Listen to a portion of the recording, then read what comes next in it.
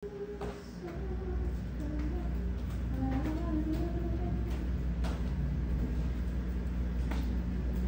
the highest praise, honor, thanksgiving, power, and glory belong to Jesus.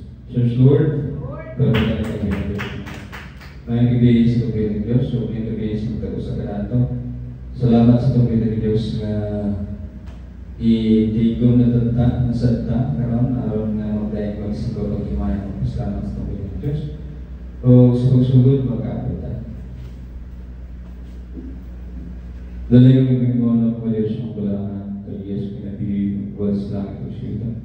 Diyos na mabuhang, Diyos na sa Jacob, Diyos na nagbabet po sa Diyos ng Israel, Diyos na sa hanggang sa aming church, hallelujah. May gabi, kami pinamamalamas pa. Salamat sa Diyos sa pagbabag imagat na o salamat sa opportunity kami magandang magsiba mag-imuan. Salamat kanimo. Inato Diyos ka sa mga wala. Sa Diyos, hallelujah. Pabalik kami o Diyos, manahan po kami kahit sa pagsugod sa joyful song, solid song, bisan pa sa Bible study ko dito sa mga babali. Bisan pa o Diyos sa mga members ng mga kanta ng tusong prayer o Diyos, ikaw Diyos magabalik ka na mo, hindi ka pasagi. O kung mo babaghan lang buat sa kawin sa mga wala. O hindi ka na Diyos magabubos mo gugmag ko lang ito ka mo kung ikaw ayos sa masakit ulit yan masulat sa mga problema at Diyos sa masakit ulit yan kaya rin kusong ka ba sa ulit sa lawas kadasi kalit ang sa mga pagsalita niya inanagaya ng iyapang isali ko sa lamatan daw malawat sa kaunapaan ng Jesus. All the highest honor, thanksgiving, power, and glory belong to Jesus. In the name of Jesus we pray. Amen. Praise God. Ating-ating na yung Beloved Mami, siya mag-lead sa praise and worship.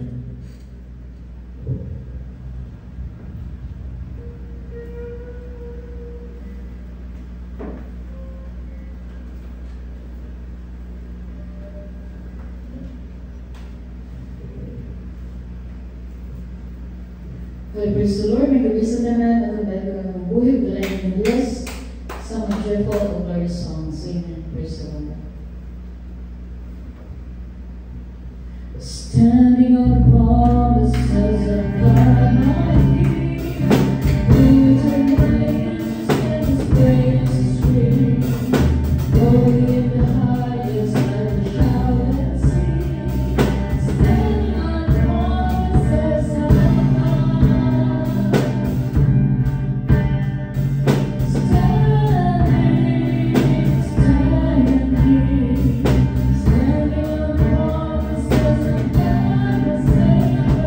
standing.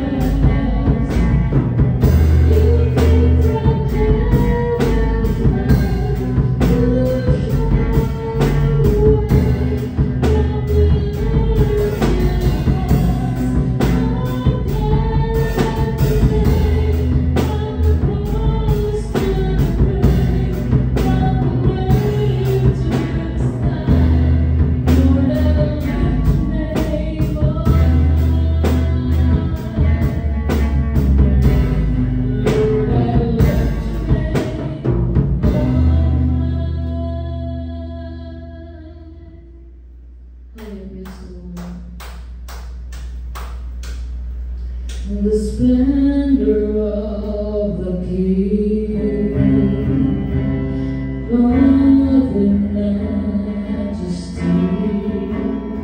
Let all the earth rejoice, all the earth rejoice. He wraps himself in light, and darkness tries to hide.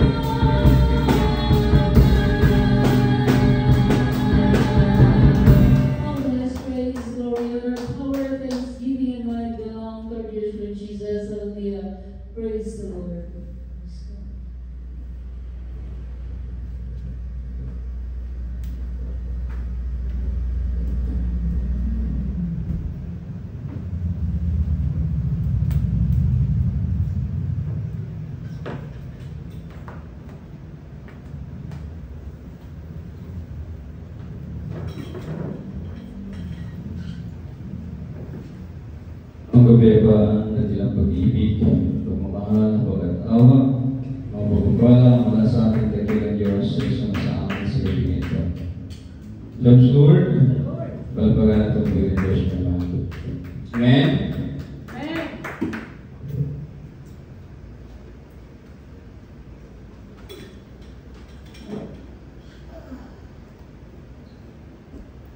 And you will be the subtalist, and you will be namin sa pagdala sa Christ and Mercy. Palihog, bear in mind ha, nga dito mag-cellphone pag magsimba.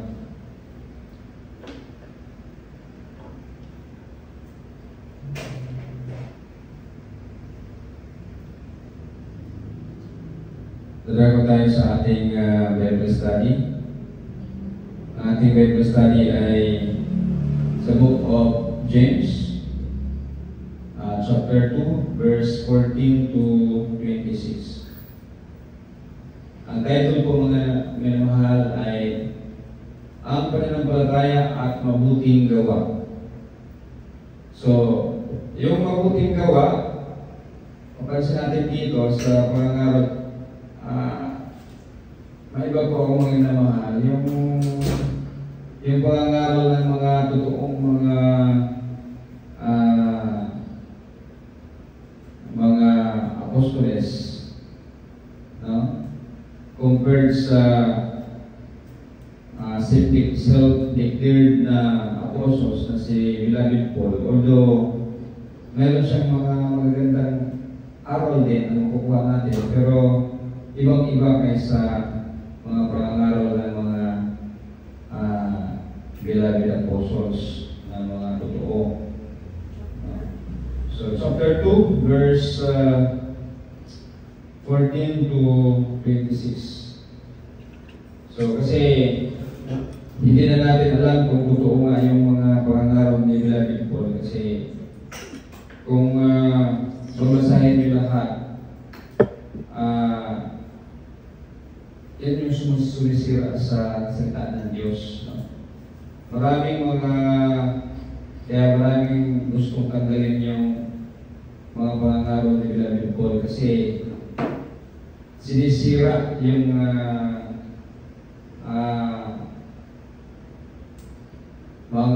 aral ng Diyos. No? Kaya nga, dahil sa pangangaral, sa mga aral na yan, yung mga sulat na yan,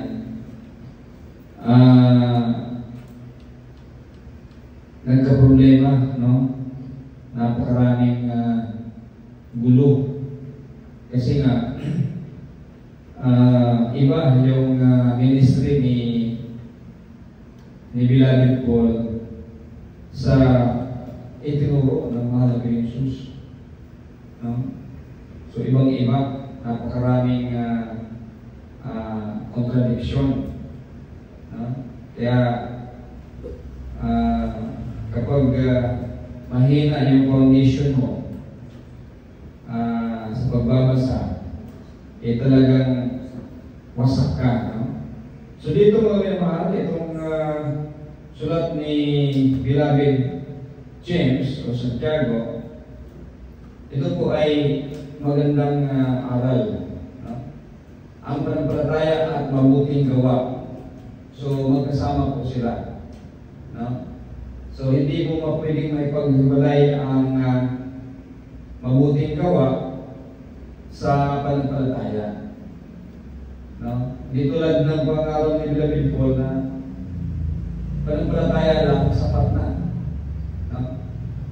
Sa marami niyang mga parang ini-insert, no, sa kanyang mga sulat. No? At kapag ikaw ay nagbabasa ng gusto ng Bible, naiinis ka. Kasi sinasalaula, no? Maganda na sana, pero sinasalaula. No? So, yan po mga mahal. Pero dito mga mahal, hindi mo pwedeng ipaghiwalay ang mabuting gawa. No? Consistent po Hindi tulad sa mga pangaraw ni Brother Paul na hindi consistent. Sabi niya, work out your own salvation with fear and trembling. Pero marami siyang mga ini-insert na pananampalataya. Wala na yung gawa. Wala na yung parang kapag ikaw ay magbabasa, no? At naiintindihan mo yung binasa mo mula sa Genesis book of Genesis to book of Revelation, pagdating sa mga sulat ni Brother Paul, parang makikita mo na hindi siya yung totoong sumulat, no? At kung siya man influence siya ng Roman Empire noon, kasi napakaraming binago yung teaching ng Mahal Jesus, teaching ng mga propeta, napakaraming binago, no? So yun po mga mahal. Verse 14, mga kapatid, ano ba ang mapapala ng isang tao kung sabihin niyang mayroon siyang pananampalataya? So, tama nga naman, no? Pero wala naman siyang mabuting gawa. Maliligtas ba siya ng ganyang pananampalataya? So, tanungin natin ang sarili, no? Yung pananampalataya ay abstract, hindi nakikita. Kung sabihin mo, palataya ko hanggang diyan lang, pero hindi naman nakikita sa gawa, no? Ano ang mga gawa? Ang pagsunod sa kalooban ng ating dakilang Diyos. Kasi yung pananampalataya, yun yung pagsunod sa kalooban ng ating dakilang Diyos. Kaya nga may pananampalataya ka sumunod ka no? So kapag wala ka pananampalataya, hindi ka gagawa, hindi ka susunod. Kapag may pananampalataya ka, susunod ka, yan yung gawa. Kaya yung sinasabi ni Beloved James, no, na wala namang kabuluhan kapag mananampalataya ka na hindi makikita sa gawa. Kasi self-serving po yan. Nag-declare ka lang na nananampalataya ka, pero sa totoo, gumagawa ka naman ng mga masama. Hindi ka naman gumagawa ng mabuti. Yan po mga minamahal. So ano bang pananampalatayahan mo? So, yung pananampalatayahan mo, no? Napaka-importante. Una, sa ngalan ng Ama, Book of Genesis to Book of Malakay. Kaya nga, ipapangaral yan at ipapatanggap, no? Kasi yung teaching and acceptance of the teaching, yun yung true baptism, no? Yun yung totoong baptism, kasi yan ay pananampalataya, no? So, tinanggap mo ang salita, no? Kasi nananampalataya ka. Yung pagtanggap mo ay gawa ko yan, mabuting gawa, no? Kaya maiinis ka kapag magbabasa ka sa Book of Rome, no? Na sulat ni Beloved Paul daw, dahil sinisira niya ang katotohanan, no? So yan po mga minamahal. So, ang pagtanggap lang ng pananampalataya, ang pagtanggap ng bautismo, meaning tinuruan ka, pinag-aralan ka, tinanggap mo yan, no? Yan po yung baptism. Ibang klaseng baptism yan. Yan yung baptism na sinasabi ni John the Baptist, no? Banal na Espiritu. Kasi ang salita na tinanggap mo ay banal na Espiritu. Yan. So, tatlo po ang ipapatanggap, tatlo po ang pananampalatayahan natin. No? Sa ngalan ng Ama, sa ngalan ng Anak, at sa ngalan ng banal na Espiritu. Yun po yung mga nakasulat dyan. Divided po kasi ang Holy Bible ng tatlo. No? Yan. Gawa ng Holy Spirit. No? At yung pangaral ng Mahal Jesus, the Son, and yung manifestation ng Ama bago pa dumating ang Anak. So bakit mababasa ko na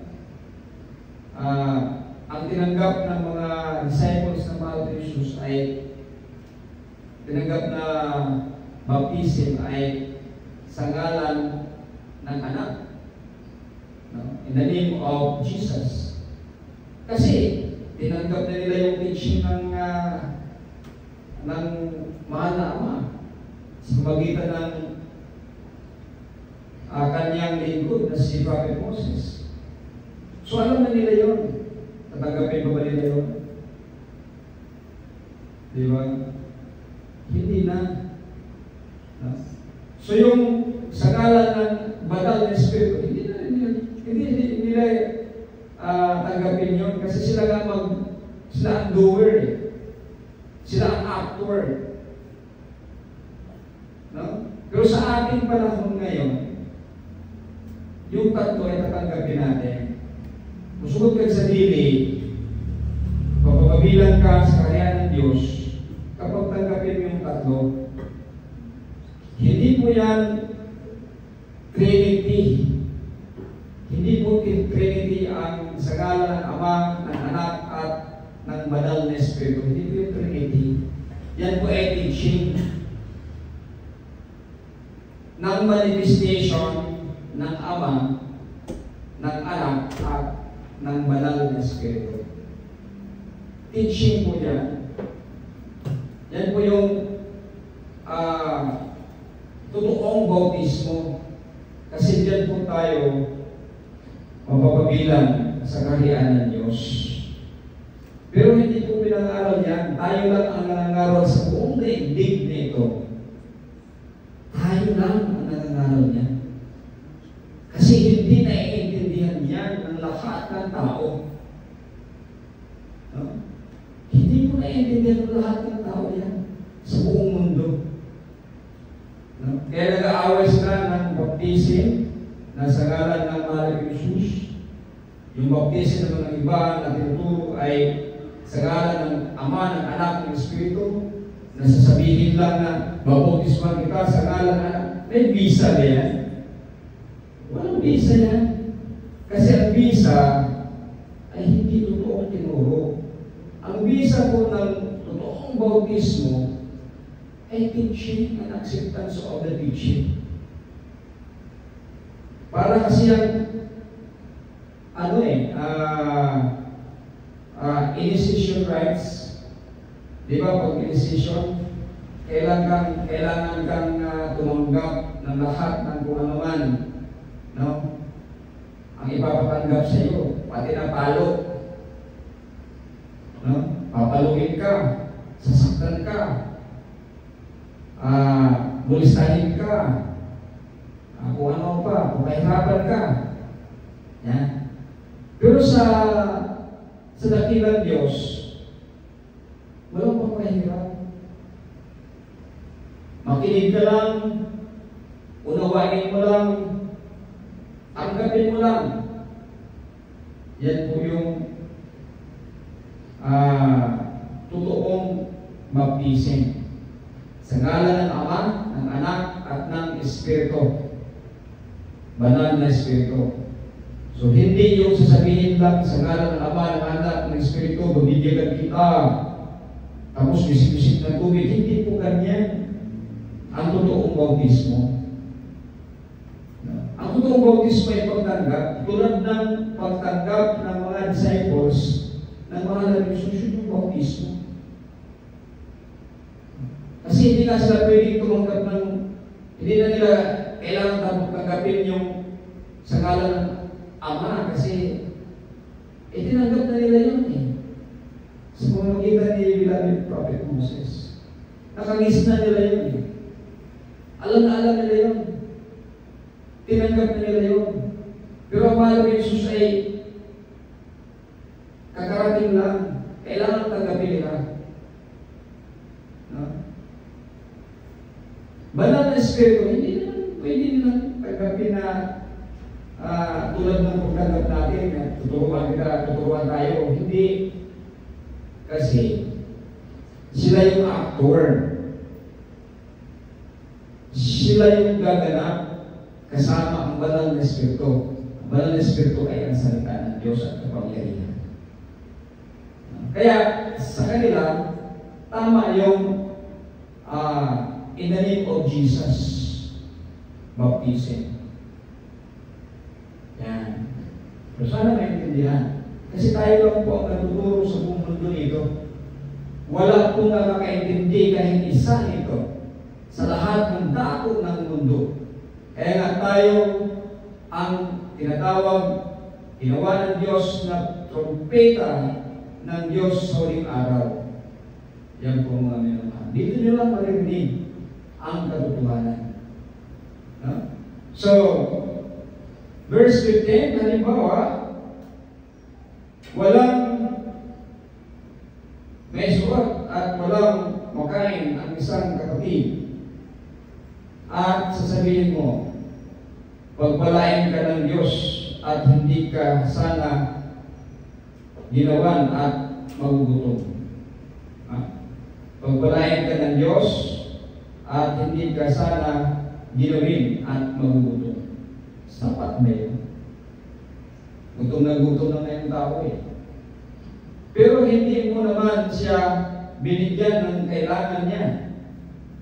May nagawa ba itong mabuti? Yan. So sabihin mo lang, God bless. Kung may matutulong ka, bakit mo hindi tutulungan? Kaya yun yung gawa dahil sa pananampalataya. No? So take note mga minamahal, hindi lahat ng tao dito, hindi lahat ng tao, no? Hindi lahat ng tao kasi lahat gagawan mo ng ganyan, mamamatay ka. No? Kasi napakaraming mga masasama. Kaya dito, nilagay dito kapatid. Kapatid, sino kapatid? Tinutukoy dito. Kapatid sa pananampalataya. Kasi kapag kapatid sa pananampalataya at kapatid sa pamilya, alam mo na. Kung tutulungan mo siya, patitirahin mo sa bahay mo, di ba? Or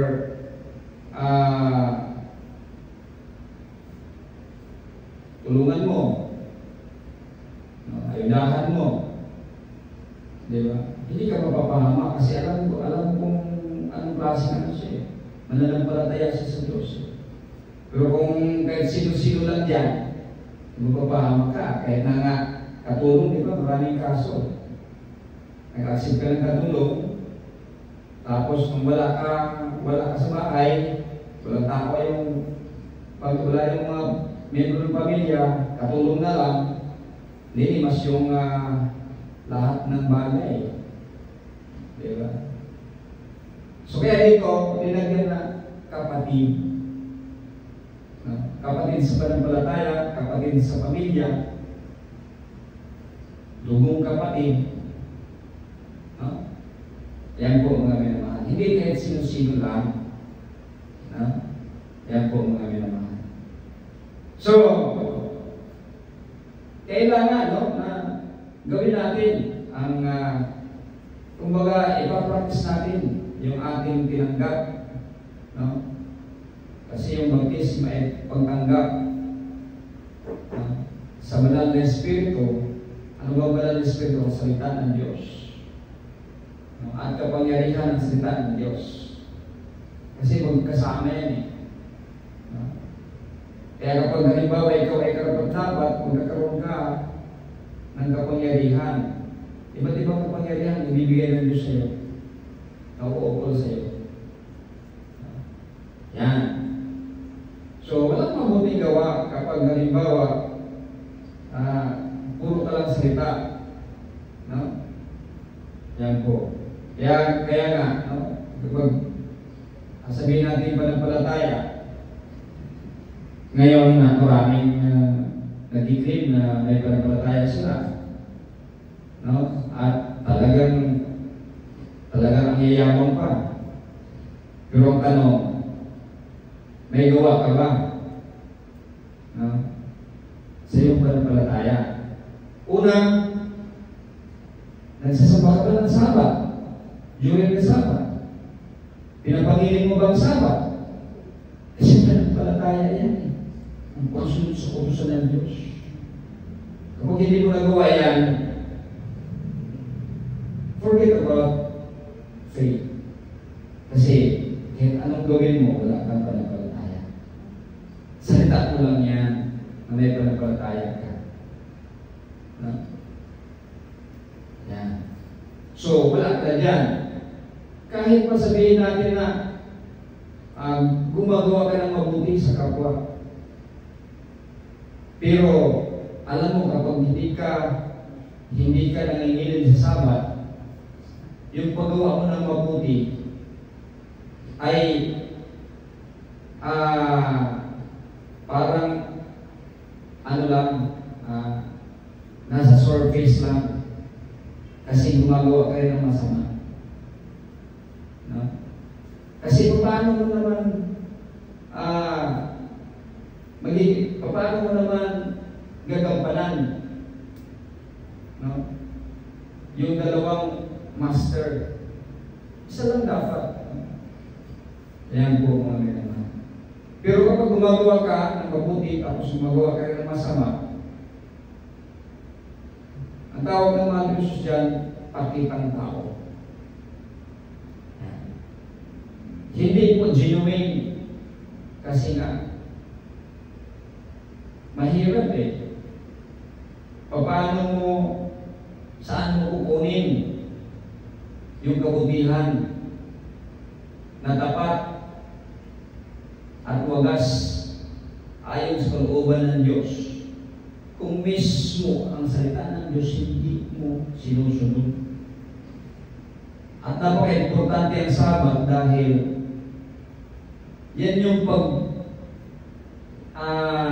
pagpakain ng iyong kaluluwa upang ikaw ay makapagawa ng mabuti. No? Kahit nga nanginig ka ng Sabat, tapos dito sa church, nagsisilipon ka lang, wala kang iniisip kundi makababalaghan. Hindi mo iniisip yung pagsamba sa Diyos. Hindi ka taos-pusong nagsamba sa Diyos. Wala din yung kaguluhan kahit na nandito ka. How much more kung wala ka dito? No?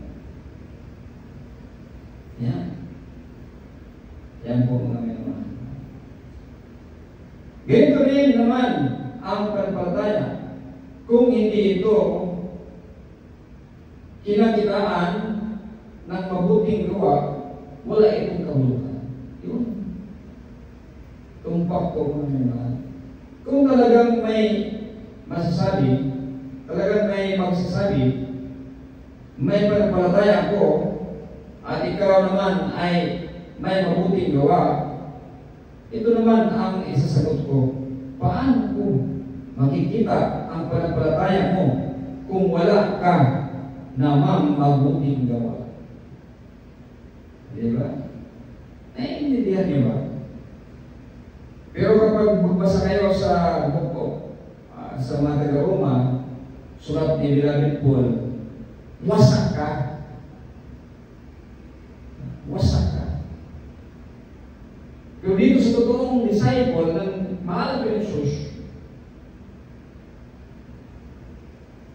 makukumpuli ka, mabubuo ka. Ha? Kasi totoo naman talaga yun. Paano mo ipapakita na may panampalataya ka? Abstract ko yan. May ipapakita mo lang yan sa mabuting gawa. Yan po mga yan. So,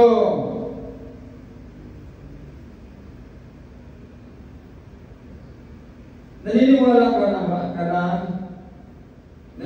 na may isang Diyos. Mabuti yan. Pero kahit ang masamang espiritu man ay naniniwala rin. Kung naniniwala ka na may isang Diyos, pero wala namang 99% or 99.99% ngayon naniniwala ng tatlong Diyos, tatlong personang Diyos. 99.99%. 0.1% lang ang hindi ang naniniwala ng isang Diyos. At nilulutos siya. Sinasabi, wanis. No? Wanis.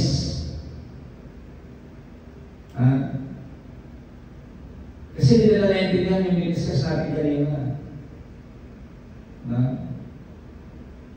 Yan po mga sa ngalan ng Ama, ng Anak, at ng Espiritu Santo.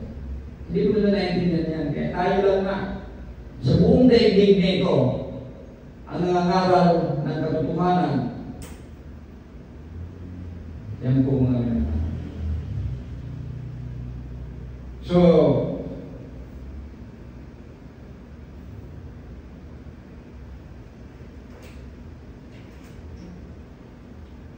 kapag naniniwala ka ng isang Diyos, hindi ka wanis.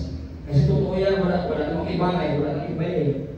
Wala nang qualification, oneness o ano pa.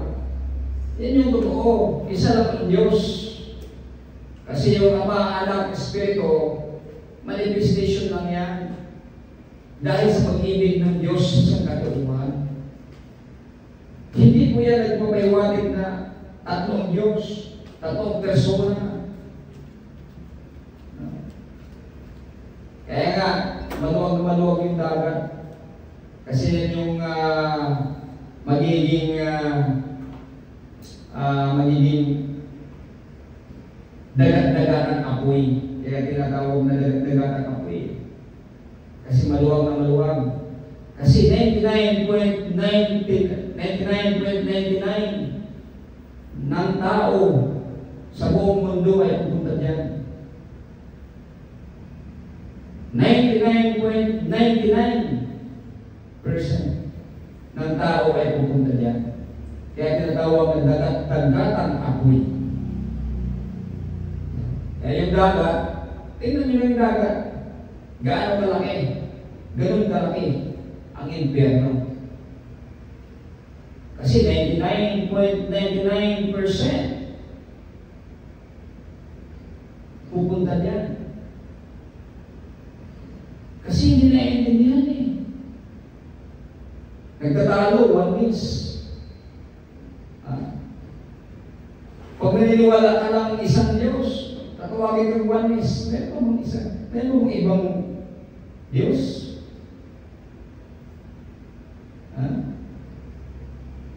Sinasabi ng alipin, isang Diyos. Sabi nga dito,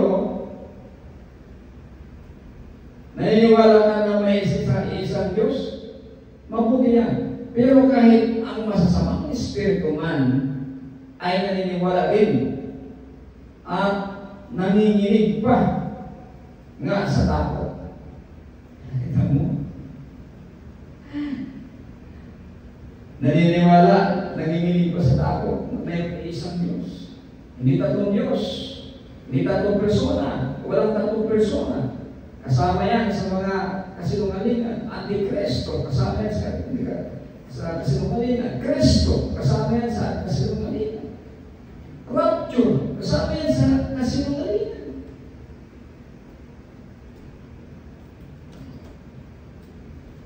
Wala lahat yan. Ha? Wala lahat yan.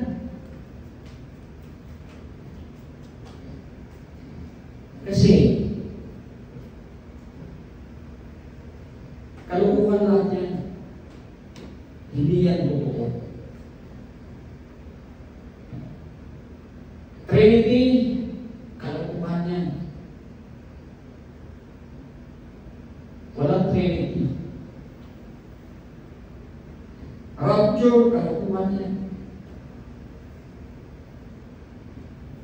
Ano ba? Antichrist, kalukuhan yan. May masahol pa ba na anti-Messiah sa mga Levita? Wala nang masahol pa sa mga Levita. Sobrang sama ang mga Levita. Mismo ang Jesus nagsabi niya. Kaya meron siyang parabol dyan eh. Yung ama nagpapadala ng yung may-ari ng ubasan nagpapadala ng mga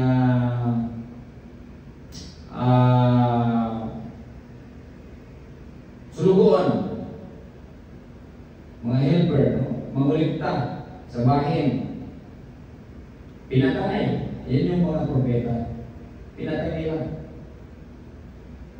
Tapos, sabi ng may-ari ng ubasan, ipapadala ko ang aking anak, buktong na anak. Baka maniwala na sila at ibibigay na yung pati ko.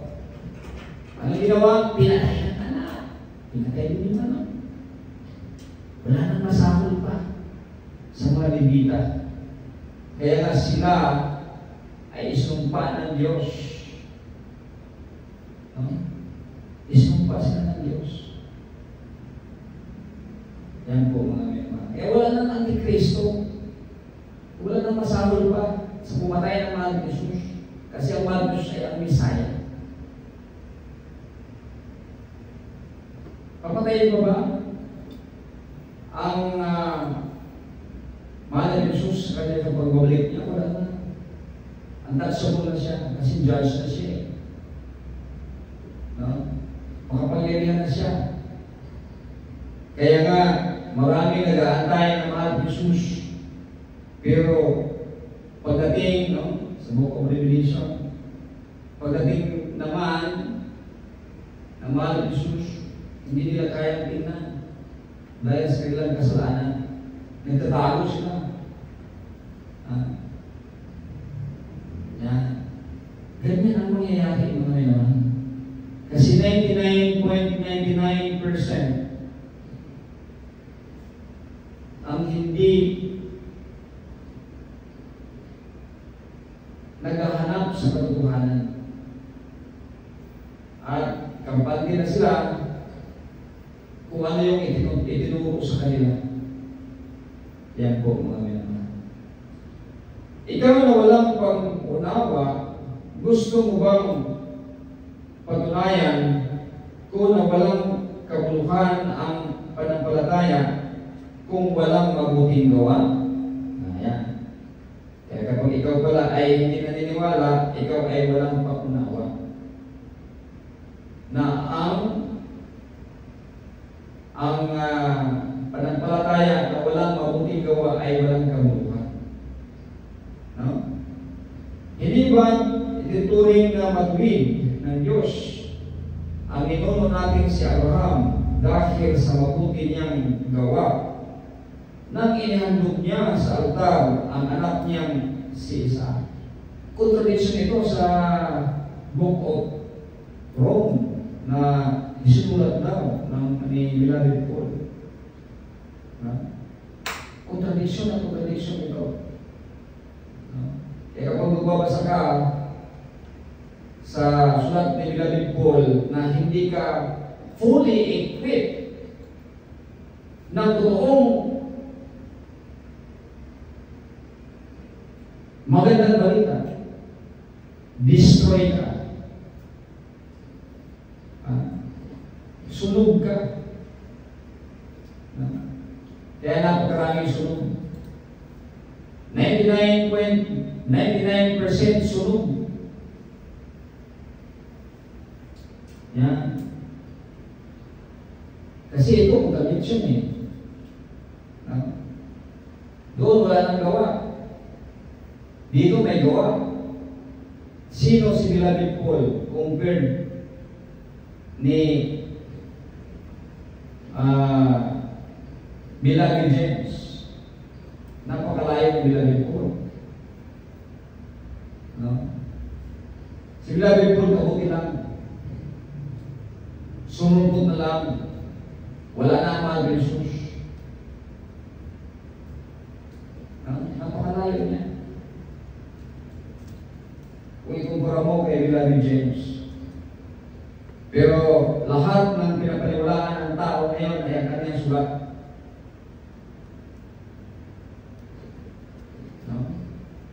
Tayo yung nagbabasa sa kanyang sulat, pero kinukulit natin. Kasi alam natin ang katutuhan. So yun po mga kailangan, nung inaalay ng mga Beloved ni Father Abraham, ang kanyang anak na si Isaac, nag-iisa lang yun eh. Yan po ay panampalataya. Tapos, although sa atin, kung isipin natin, mali yan eh. Hindi yan mabuting gawa. No? Tulad ng sinasabi natin, yung ginawa ni Prophet Moses, na pinatay niya yung Egyptian, tinagurian ngayon si Beloved Prophet Moses sa model na yan. Kita mo? Yan. Pero sa Diyos hindi. Yun ay mabuting gawa kasi pinagtanggol niya ang kanyang kalahi na embryo na salita. Yan po mga naman. Kaya dito, kung ikaw ay pilosopo, mayroon ka nga, mabuting gawa ba yung pag-alay ng anak? Eh, para sa iyo, hindi mabuti. Para sa atin, mga materialistic. Pero sa Diyos, ano ba mabuti niyan? Yung pagsunod niya sa Diyos. Kasi, iniisip din ng Father Abraham, hindi naman ako mag-anak eh, kung wala ang Diyos eh. Ipinagkaloob niya ito, kung babawiin niya, ibibigay ko sa kanya. Ganun yun eh. Yun yung panampalataya. Hindi yung sarili mong opinion ang susundin mo. Tulad ng ginagawa ngayon ng lahat ng tao, halos lahat ng tao. Sariling opinion. Pagsunod ba sa kalooban ng Diyos yan? Hindi. Ikaw na ang Diyos yan. Diyos-Diyosan ka na. Pero dito, kay Father Abraham, alam niya kasi kung paano gumawa ng mabuti. Ang pagsunod sa mahal ng Diyos sa akin, pagsunod sa mahal ng Ama ay mabuti gawa. Pero kung tingnan mo, hindi mabuti para sa atin kasi sasaksakin mo yung sarili mong anak. Diba? Hindi mabuti, diba? Pero ano bang dahilan? Bakit niya sasaksakin? Iaalay si Isaac sa pagsunod. Yung faith. Tatuloy ba? Hindi, kasi tinisting lang siya eh, ng Diyos. Kung talagang mayroon siyang panampalataya at sumusunod siya sa kanyang panampalataya. Yan. Hindi mo maaalis yan. Hindi mo mababago yan. Tulad ng pangalan ni Beloved Paul sa Book of Rome, sa pang mga libro niya, na wala ng gawa. Tapos sa ibang mga libro may gawa. O pwede gawa at kailangan may gawa. Di ba? Kita niyo yung babasahin mo, talagang mapapailing ka eh. sa kanyang mga sulat. Kaya hindi na totoo yung kanyang mga sulat yata eh. Marami ang mga binago niya. Upang sirain ang katotohanan. Yan po mga kaibigan. Makita mo na ang pananampalataya niya ay may kasamang mabuting gawa. Yan yung sinasabi ko. Na ipakita na tunay ang pananampalataya niya sa pamamagitan ng mabuting gawa. O kaya nga sa atin, hindi mabuti, di ba? Iaalhin yung anak mo eh. Eh talagang hindi mabuti sa atin. Pero hindi naman ang opinion natin eh. Hindi naman ang opinion natin eh. Hindi naman tayo superior na kailangan sundin natin yung sarili natin eh. Ang Diyos eh. Yun yung mabuting gawa. Para sa atin, masama. Pero yan ay pagsunod sa kataas-taasang Diyos na may-ari ng ating buhay, may-ari ng ating anak, may-ari ni Isaac, anak ni Father Abraham. Di ba mabuting gawa? Kasi sumunod ka. Yan po. Hindi yung sarili mong opinion ang sinunod mo. Yan. Yan po yung marami ngayon. Kaya ka wala ng sabat sa kanila. Wala na yung pagsunod sa mga pagkain, tuntunin sa pagkain. Wala na yung halos lahat ng sampung utos, gusto na lang tanggalin. Wala nang magsunod sa sampung utos. Kasi sila lang Diyos.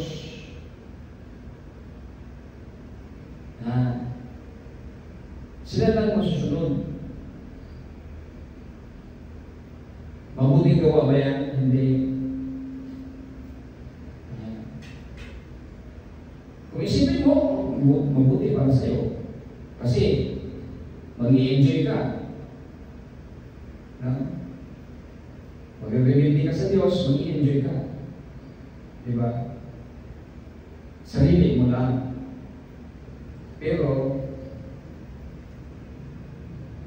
bottom line, hindi mo sinunod ang tumutukoy ng ating Panginoon. Yan. Makikita mo na ang pananampalataya niya ay may kasamang mabuting gawa. May ipakita na tunay ang pananampalataya niya sa pamamagitan ng mabuting gawa. Natupad ang sinasabi ng kasulatan. Sumampalataya si Abraham sa Diyos. At dahil dito, itinuring siyang matuwid. O diba? Masama yung gagawin niya sa ating paningin, sa ating sariling opinion. Pero para sa Diyos, ang pagsunod ni Father Abraham sa kanyang kautusan. Kahit na hindi man nasunod, hindi talaga consummated, kasi hindi naman natuloy kasi tinigilan siya eh. Sapat na yung talagang mayroon siyang will to do the will of God. Yan po. So, kung naiintindihan lang ito ng mga tao at hindi pa naghuhumaling sa pangaral daw ni Beloved Paul, wala na sanang ganitong mga mangyayari. Yung mga pangyayari sa ating mga paligid na napakasama.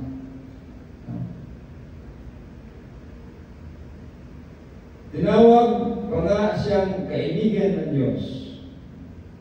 Dahil sa pagsunod niya sa Diyos, tinawag siyang kaibigan.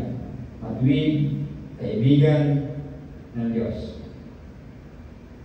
Dito niya makikita na ituturing na matuwid ng Diyos ang tao dahil sa mabuti nitong gawa at hindi dahil sa pananampalataya lamang. So, contradiction sa mga taga-Roma, nasulat ni Beloved Paul, ang tradisyon. Hindi ko maniniwala kasi ito ay hindi nagkontamit sa ngalan ng anak at sa ngalan ng ama. Sa book of Genesis to book of John, yan po mga mema, hindi po nagkontamit ito. Kasi ang mga pangaral ng mga propeta, ganun din. Mga pangaral ng mga Jesus, ganun din. Tulad ng pangaral ng Banal na Espiritu na gumagabay kay Beloved James. Pero, husgahan ba natin?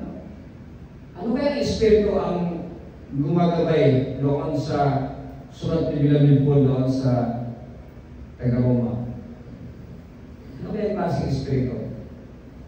Pareho bang Espiritu na gumagabay ni Beloved James? No? Magkaiba eh. Yan po mga kaibigan. Kaya yan yung sumira sa katotohanan. Yung mga sulat ni Beloved Paul ang sumira sa katotohanan.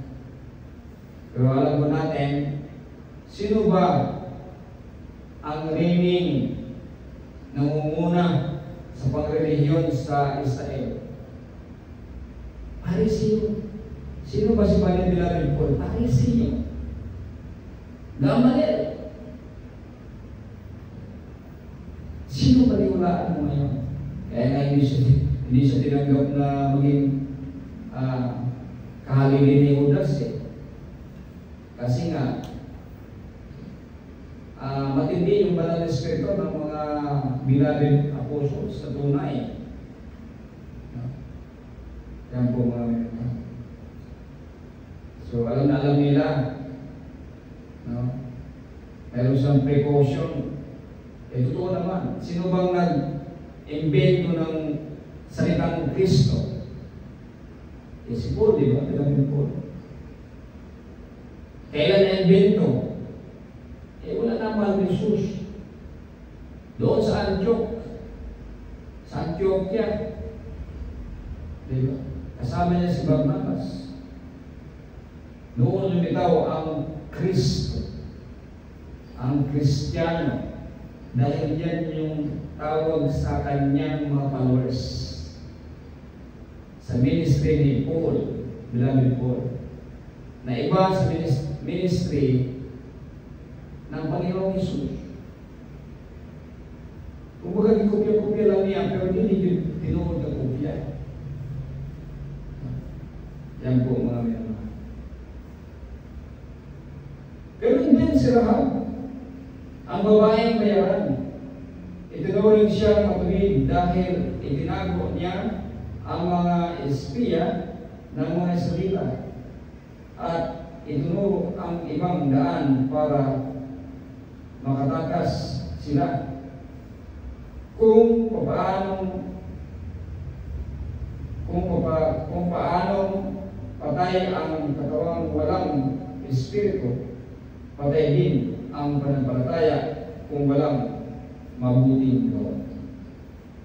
Dito ako maniniwala sa totoong apostolis ng mahal ni Jesus. Kasi consistent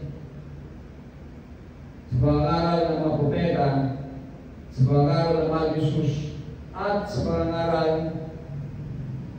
ng gabay ng banal na Espiritu. Kaya, ang tanong, anong Espiritu ang gumabay sa mga sulat ni Beloved Paul? Bakit iba? Awitan natin.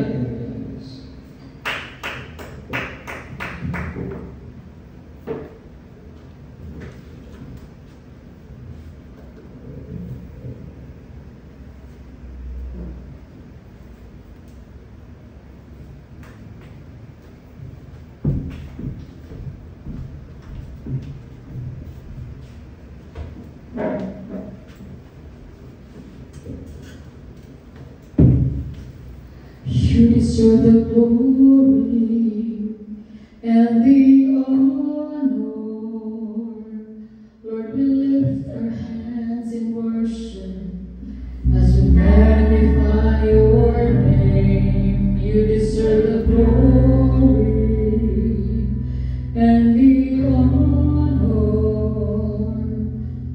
we lift our hands in worship as we magnify your name. You are great, you do miracles so great.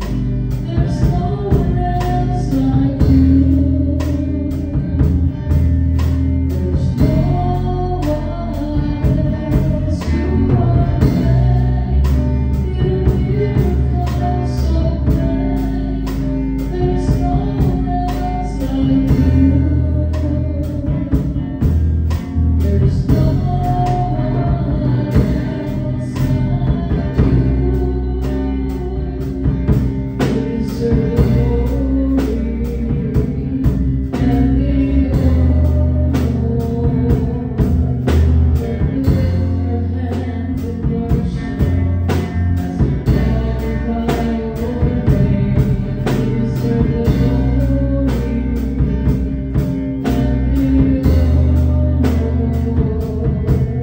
Lord, we lift our hands in worship as we magnify your name.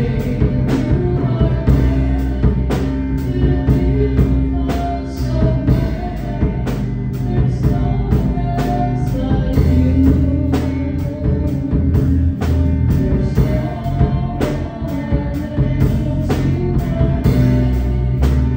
great, you do miracles so great. There's no one else like you. There's no one else like you.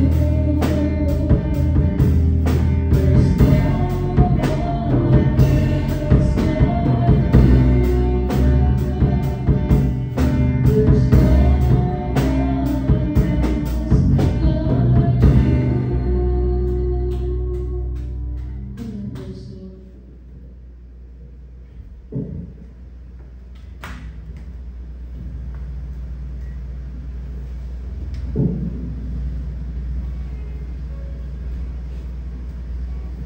Rambutan dari mga moderation pala tulias may nabi magbubat sa langit sa rejection round just the shop just the propeta just the Kristus na Israel just ang salang mag sa aming church na may kabin aming pinamahal na Ama sa pangsyong salamat o Diyos sa mga pulong ang katingugan palabay ikaw ang may susa mo ng singkasi ang kinamagana sa kinabi o yung siyang pumuto mapadasi magbalik mo magpatugang sa pagsalit ng kanimo matutugan naman sa pag-ikot pa kanimo pagsusunod ng pumuto tuloy sa kami sa bigod mo ay pag-isigay pag-isbituay ibang pamilya ibang church yung sa mga taong sa ibang gaya at kasabi kung sa lahat kami Diyos sa mga kalabasan sa pulong buhat ng kanamo ibang kanamang gas ibang kanamang kusog ibang kanamang sikas ibang kanamang kalat lagaran ka naman Diyos sa ibang dahil kong pasamatan dahil kami chance mulad kanimo lubayan kami nabidasikat ipuna kami tugangin sa ligyan kanimo dahil ikaw magabang ka naman sa panibahan karanggan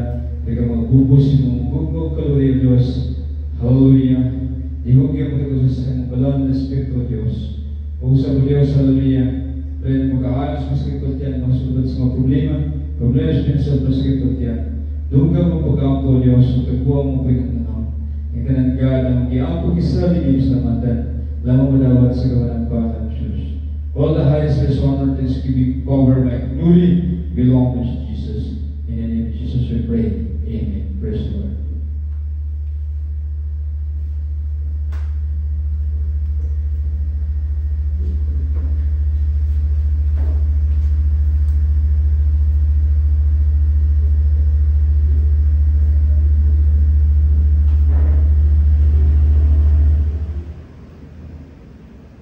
Salamat sa Panginoon Diyos. Dadaan tayo sa pagbibigay ng mga members. Atong tawagan si David Angel ang magbigay ng members.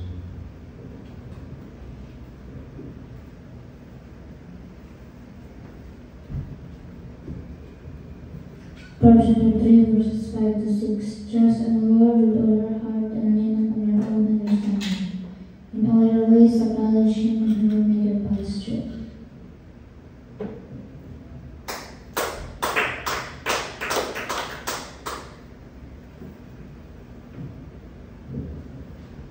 Surah 5 verse 1. Don't rely on me from your condemned.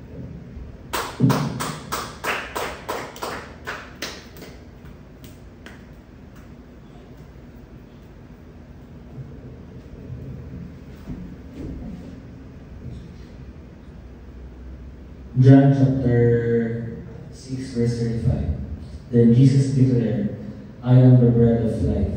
Whoever comes to me will never go hungry, and whoever believes in me will never go thirsty.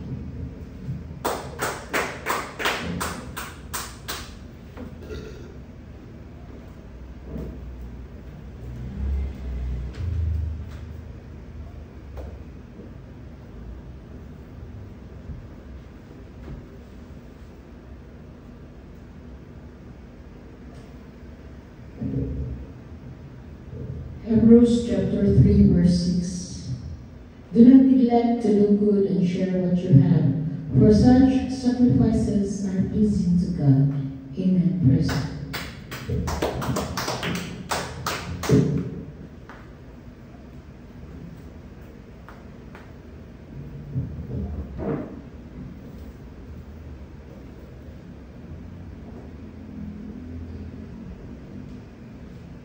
Seeking first the kingdom of God and His righteousness, all these things shall be added unto you. Matthew 6:33. Shall we forward? Palapakan ng Panginoon. Salamat sa Panginoon sa paggamay, sa pagbubuos ng banal na presensya sa atong kalibahon. Salamat sa kayan sa pagdiyan sa banal sa problema. Pagbubuos mo sa pagdiyan. O salamat sa kalaugan sa atong kalibahon karon. So, ginawat niya ugma, kalaugan sa atong kalibahon. O ginawat sa nga kadali mag-amping mag-audition tubig ng Diyos sa mga gabi, ang pag-ugma, ipamatatas sa sinuntagan ng alayin sa disgrasya katalikan kalatong kasakitan o ugalang taugma sa mga pagdayin, pagsimba, pag-imayan, pagpasalamat kaniya o ginasab nga batayan mag-aanay sa kapultian masulod sa mga problema pagbulas na sa pagpultian dahil mga pagayan mga tagos sa Panginoon, matubag sa mga pag-ampo at ang buhay ng Diyos. O, padayon na din na si kayo ng naman sa mga pagdayon, pagsimba, pag-imayan, sa buhay ng Diyos sa araw-adlaw, di na natin kalintan, bisa kung sa atong kabisi, kung sa man, bisita sa mga pagtanaw sa YouTube o sa kondiha, pero ayaw hindi natin kalintan nga atong dahil kung itong video na Diyos. Buong kagabi, in between, adlaw sa kinabuhi. Amen? Muna atong hinagiban, taming, atong medisina, muna atong protection sa atong mga pagdayan, pagsimba, pag-imayan, kasama sa pagiging Diyos sa tawad lang. Amen? So, ato din ang ibutang sa itong kasing-kasing, mag-irisagay tamang naman. Ito na, atong ihatag ni Beloved, ayron siya mag-lead sa closing prayer.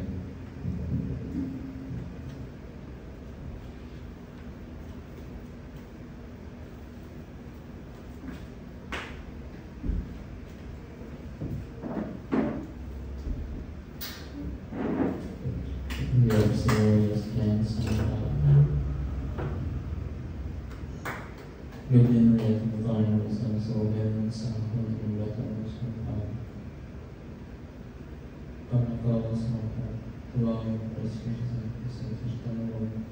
Sa kawan sa transpose of this promise, simbahan ng pagkakawa ng pagkakawa ng sa batang sa ikas pato sa mga tawag sa pagkakawa ng sa mga tawag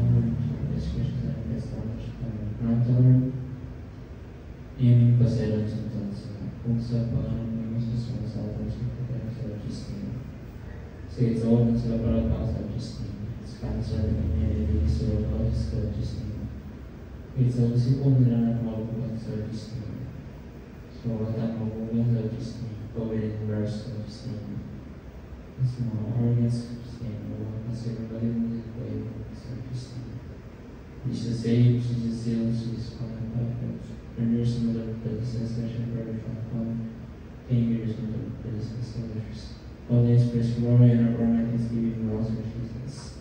This is in prayer and praise God.